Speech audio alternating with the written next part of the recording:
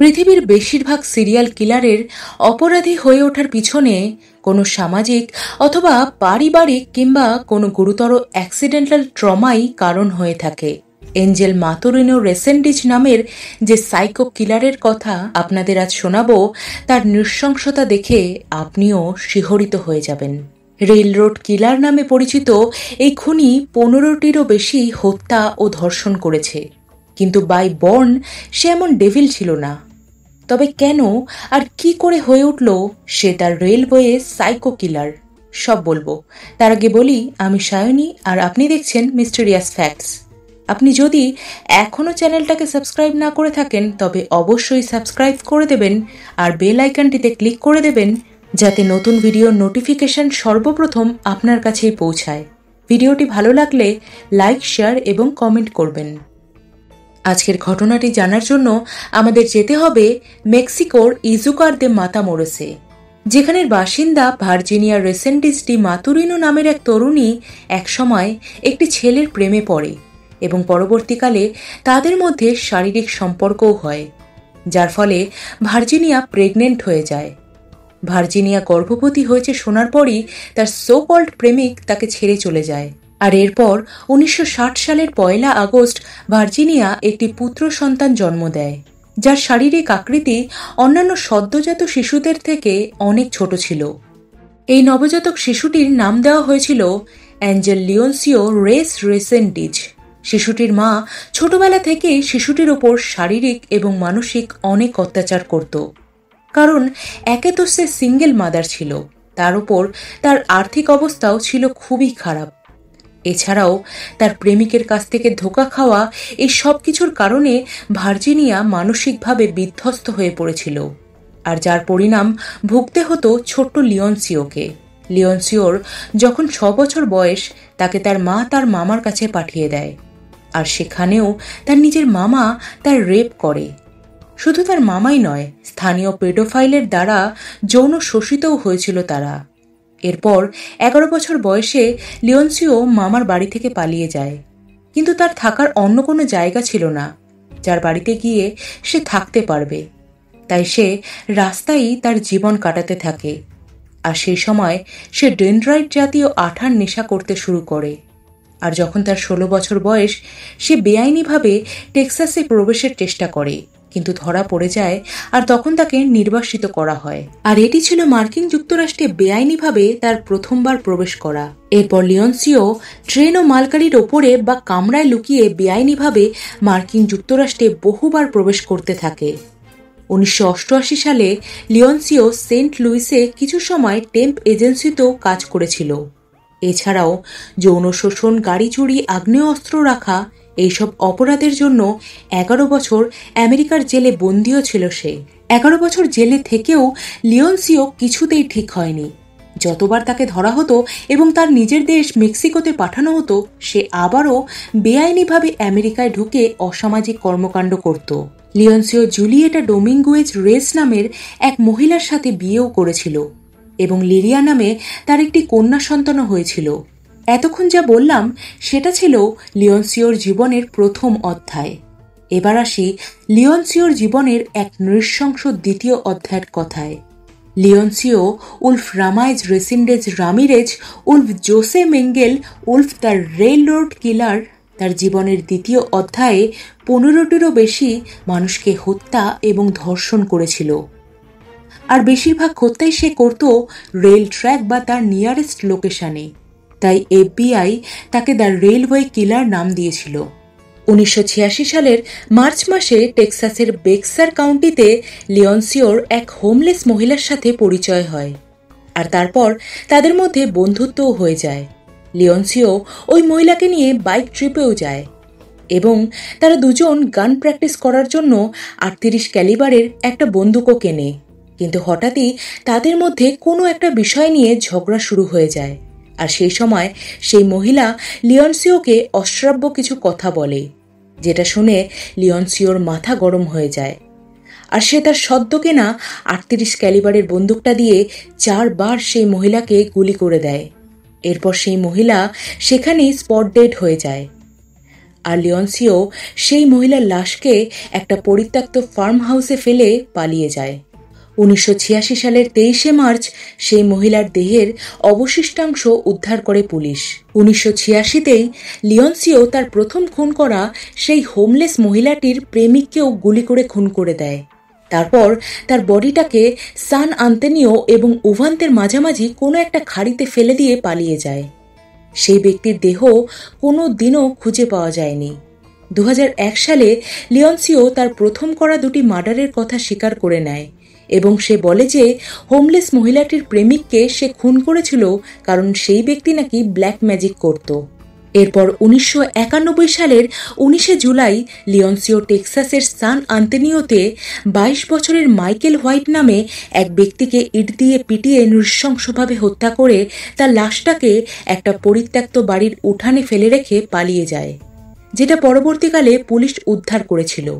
2001 সালে কনফেশনের সময় লিওনসিও হোয়াইটকে হত্যা করার কথাও স্বীকার করে বলে যে হোয়াইট একজন সমকামী ছিল, তাই সে তাকে হত্যা করেছে।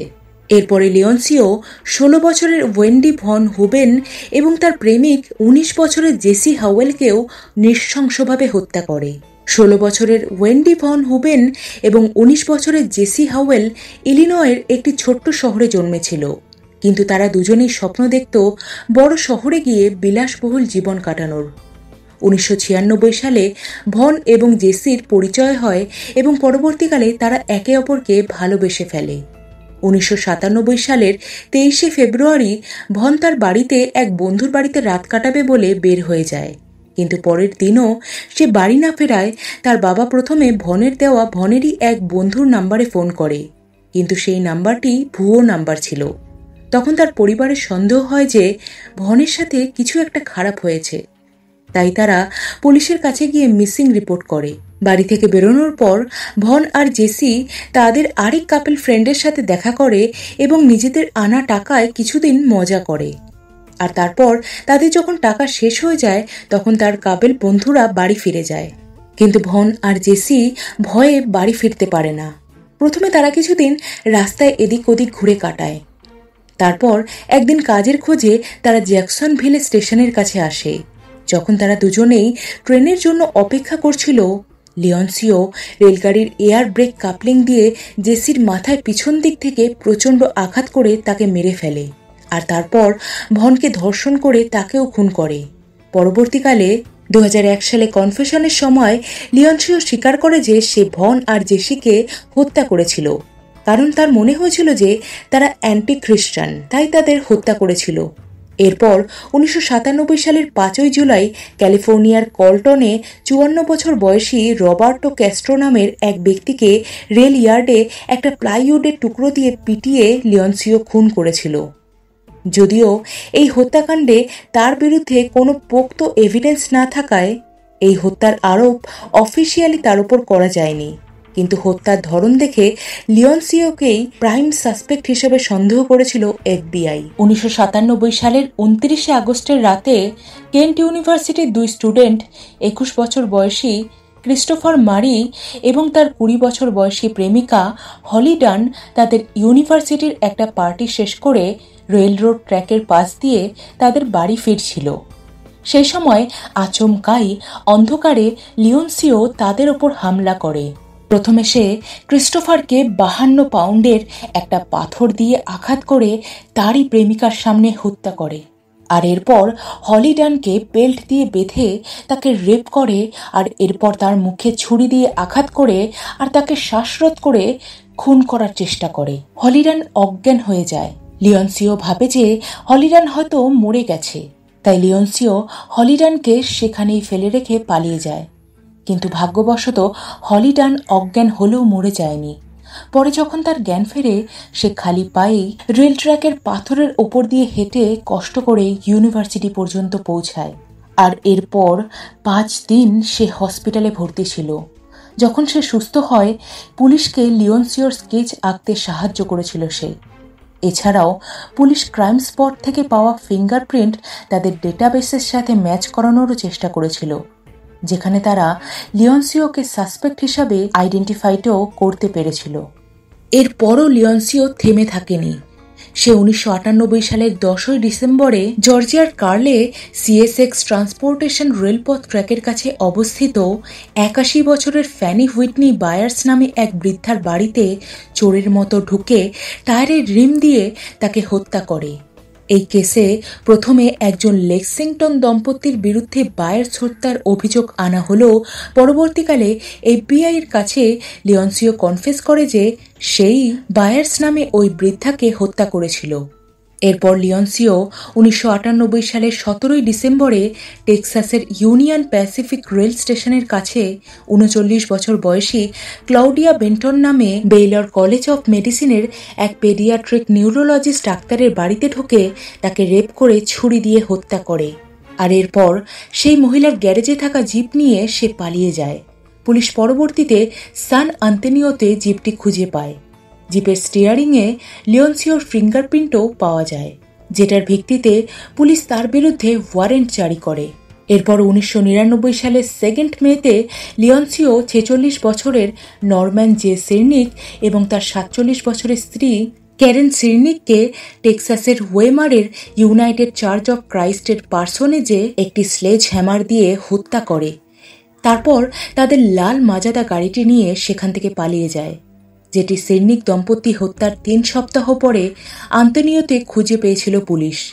আর এইবারও গাড়িটি থেকে পাওয়া আঙ্গুলের ছাপ ক্লাউডিয়া বেন্টনের জিপ থেকে পাওয়া ফিঙ্গারপ্রিন্টের সাথে মিলে যায়। এরপরে লিওনসিও 1999 সালের 4 জুন টেক্সাসের হুস্টনে বেঞ্জামিন প্রাথমিক বিদ্যালয়ের এক স্কুল শিক্ষিকা 26 বছর বয়সী নোয়েমি ডোমিঙ্গুয়েজকে তার অ্যাপার্টমেন্টে ঢুকে পিকাসকে দিয়ে হত্যা করে তার সাদা হন্ডা সিভিক গাড়িটি নিয়ে সেখান থেকে পালিয়ে যায়, যেটি নোয়েমির মৃত্যুর 7 দিন পরে রাষ্ট্রীয় সেনারা ডেল রিওর ইন্টারন্যাশনাল ব্রিজে উদ্ধার করে। 1999 সালের 4 জুন লিওনসিও শুধুমাত্র নোয়েমিকেই খুন করেনি, সে নোয়েমিকে খুন করে তার গাড়ি নিয়ে টেক্সাসের ডুবিনাতে গিয়ে 73 বছর বয়সী জোসেফিন কোনবিকা নামের এক বৃদ্ধাকে নোয়েমিকে হত্যা করা পিকাসকেটা দিয়েই সে বৃদ্ধাকে তারই ফার্ম হাউসে হত্যা করে। এর আগে সিরনিক্সদেরও লিওনসিও এই একই জায়গাতেই হত্যা করেছিল। এরপর লিওনসিও বৃদ্ধার গাড়ি চুরি করে পালাতে চায়, কিন্তু গাড়ির চাবি খুঁজে না পাওয়ায় সেটা সম্ভব হয় না। এরপর 1999 সালের 15 জুন লিওনসিও ইলিনয়ের গ্রোহামে আরও 2 হত্যা করে। প্রথমে সে 40 বছরের জর্জ মরবারকে তার বাড়ির ইয়ার্ডে মাথায় গুলি করে হত্যা করে। মরবারের বাড়িটি রেল রোড ট্র্যাক থেকে মাত্র 90 মিটার দূরে ছিল। মরবারকে হত্যা করে লিওনসিও তার ট্রাকটা নিয়ে সেখান থেকে পালিয়ে যায়। এরপর একই শটগান দিয়ে সে 52 বছরের কার্লন ফেডরিককে হত্যা করে। পরবর্তীকালে পুলিশ মরবারের ট্রাকটি গ্রোহাম থেকে 60 মাইল দূরে ইলিনয়ের কাইরোতে খুঁজে পায়। এছাড়াও মরবারের অফিস থেকে পাওয়া ফিঙ্গারপ্রিন্টগুলোও লিওনসিওর ফিঙ্গারপ্রিন্টের সাথে ম্যাচ করে যায়। এবার আসি পুলিশ লিওনসিও উলফ রেসেন্ডিজকে শেষ পর্যন্ত ধরতে পারল কি করে। আগেই বলেছি, ক্লাউডিয়াকে হত্যা করে লিওনসিও তার জিপটা নিয়ে পালিয়ে গেছিল এবং পরবর্তীকালে পুলিশ জিপটা উদ্ধার করে এবং সেই জিপের স্টিয়ারিংয়ে থাকা ফিঙ্গারপ্রিন্ট তাদের ডেটাবেসে সার্চ করতে থাকে। এখানে বলে রাখি, ইউএসএতে ক্রিমিনাল সহ প্রত্যেকটা সাধারণ পাবলিকেরও বায়োমেট্রিক ডিটেলসের ডাটা এফবিআই এর কাছে স্টোর থাকে। তো ক্লাউডিয়ার জিপে পাওয়া ফিঙ্গারপ্রিন্টটা এফবিআই নিজের ডাটাবেসে ফেলতেই তাদের সামনে একটা প্রোফাইল খুলে যায়, যেখানে কার্লস ক্লুথের রড্রিগোজ নামের এক অপরাধীর নাম উঠে আসে। পরবর্তীকালে পুলিশ তার আসল নামও জানতে পারে। পুলিশের ডেটাতে লিওনসিওর ভুয়ো নাম থাকলেও তার ছবিটা সেখানে ছিল, কারণ পুলিশ 1993 সালে টেক্সাসের কারসন কাউন্টিতে তাকে গ্রেপ্তার করেছিল গাড়ি চুরি করে পালানোর সময়। ক্লাউডিয়ার পরবর্তী হত্যাগুলোতে পাওয়া ফিঙ্গারপ্রিন্ট লিওনসিওর সাথে ম্যাচ হওয়ায় 1999 সালের 21 জুন এফবিআই লিওনসিওকে তাদের পলাতক মোস্ট ওয়ান্টেড আসামিদের লিস্টে 457 নম্বরে রেখেছিল। পরবর্তীকালে এফবিআই তাকে তাদের মোস্ট ওয়ান্টেড ক্রিমিনাল লিস্টে টপ 10-এ রেখে তার নামে প্রথমে $50,000 রিওয়ার্ড দেওয়ার বিজ্ঞপ্তি জারি করে, আর তাতেও কাজ না হলে তারা সেটা $125 করে তার পোস্টার সহ বিজ্ঞপ্তি দেয় যে তাকে মৃত অথবা জীবিত খুঁজে দিতে পারলেই সেই ব্যক্তিকে এই আর্থিক রিওয়ার্ডটি দেওয়া হবে। এই ওয়ান্টেড বিজ্ঞপ্তিটি দেখেই লিওনসিওর বোন ম্যানুলা মাতুরেনো ভয় পেয়ে যায় তখন সে FBI এর সাথে যোগাযোগ করে এটা জানার জন্য যে তার দাদা কি বড় অপরাধ করেছে। আর যখন সে জানতে পারে যে তার দাদা 1 ডজনেরও বেশি খুন করেছে, তখন সে পুলিশকে বলে যে তার দাদা লিওনসিওকে ধরিয়ে দিতে সে সাহায্য করবে, কিন্তু পুলিশকে তার দাদার নিরাপত্তা এবং বাকি সব দায়িত্ব নিতে হবে। পুলিশ সেই শর্তে রাজি হয়ে যায়। এরপর 1999 সালের 12 জুলাই টেক্সাসের এল পাসো ব্রিজে রেঞ্জার ড্রিউ কার্টারের কাছে লিওনসিও সারেন্ডার করে। এরপর দীর্ঘ বছর তার ট্রায়াল চলে এবং শেষ পর্যন্ত তাকে মৃত্যুদণ্ড দেওয়া হয়। কিন্তু 2006 সালের 21 জুন লিওনসিও হুস্টন কোর্টে আপিল করে যে তার মানসিক অবস্থা মৃত্যুদণ্ডের জন্য নিষ্পন্ন, অর্থাৎ সে মানসিকভাবে সুস্থ নয়। কিন্তু তার এই আপিল বাতিল করা হয় এবং 2006 সালের 27 জুন টেক্সাসের হান্টসভিলে লিথাল ইঞ্জেকশন দিয়ে তাকে মৃত্যুদণ্ড দেওয়া হয়। মৃত্যুর সময় লিওনসিওর বয়স ছিল 46 বছর। মৃত্যুর ঠিক আগের মুহূর্তে সে বলেছিল, আমি মরে গেলেও আমার আত্মা মরবে না, সে থাকবেই, আর আমি যে শাস্তি পেয়েছি সেটা আমি ডিজার্ভ করি। এই কথাটা থেকে বোঝা যায় যে তার শেষ সময়ে তার কৃতকর্মের জন্য একটু হলেও অনুতপ্ত হয়েছিল সে। এখানে আরেকটা কথা বলি, মার্কিন যুক্তরাষ্ট্রের পুলিশের গাফিলতির জন্যই কিন্তু 1 ডজনেরও বেশি খুন করেও অধরা ছিল লিওনসিও। কারণ সে বহুবার ইউএসএতে বেআইনিভাবে প্রবেশ করার সময় পুলিশ তাকে গ্রেপ্তার করেছিল এবং সেই সময় তার ডেটা পুলিশের কাছে অলরেডি ছিল। পুলিশ চাইলেই হলি ড্যান ও ক্রিসকে যখন লিওনসিও খুন করে পালিয়ে যায়, তখনই ডেটাবেসে ভালো করে সার্চ করলেই লিওনসিওর আইডেন্টিফিকেশন পেয়ে যেত পুলিশ। শুধু তাই নয়, ক্লাউডিয়াকে খুনের পরেও লিওনসিওকে ইউএস পুলিশ বেআইনিভাবে প্রবেশের অপরাধে গ্রেপ্তারও করেছিল। কিন্তু যেদিন তাকে গ্রেপ্তার করেছিল সেদিন তাদের কম্পিউটার খারাপ থাকায় তার ফিঙ্গারপ্রিন্ট ম্যাচ করাতে পারেনি তারা। সেদিন যদি ফিঙ্গারপ্রিন্ট ম্যাচ করাতো, পরবর্তী বাকি খুনগুলো লিওনসিও আর করতে পারতো না, তার স্থান হতো শ্রীঘরে। এবার আসি লিওনসিওর করা খুনগুলোর মোটিভের কথায়। লিওনসিওর কোনো পার্সোনাল মোটিভ ছিল বলে আমার মনে হয় না। সে মেইনলি রেল রোডের পাশ দিয়ে যাওয়া বা তার নিয়ারেস্টের কোনো বাড়িতে থাকা তার নিজের থেকে দুর্বল মানুষদেরই টার্গেট করত। কোনো বাড়িতে কোনো মহিলাকে হত্যা করার আগে লিওনসিও তাকে রেপ করত, আর তারপর তাকে হত্যা করে তারই বাড়িতে বসে খাওয়া দাওয়া করে কিছু জুয়েলারি আর এটিএম বা ক্রেডিট কার্ড নিয়ে সেখান থেকে পালিয়ে যেত, আর চুরি করা গয়নাগুলো মেক্সিকোতে থাকা তার মা আর বউকে দিত। পরবর্তীকালে লিওনসিওর মা আর বউ কিছু জুয়েলারি পুলিশকে ফেরতও দেয়, যেগুলো ভিকটিমদের পরিবার তাদের মৃত সদস্যের বলে চিহ্নিতও করেছিল। ব্যক্তিগতভাবে আমার যা মনে হয় তা হলো, লিওনসিওর ছোটবেলা যেহেতু অ্যাবিউসিং এবং অনিশ্চয়তার মধ্যে কেটেছিল, তাই তার মানসিক বিকৃতি ঘটে গেছিল, যার পরিণামস্বরূপ এতগুলো খুন করেছিল সে। আপনার কি মনে হয় লিওনসিও কেন এই খুনগুলো করেছিল?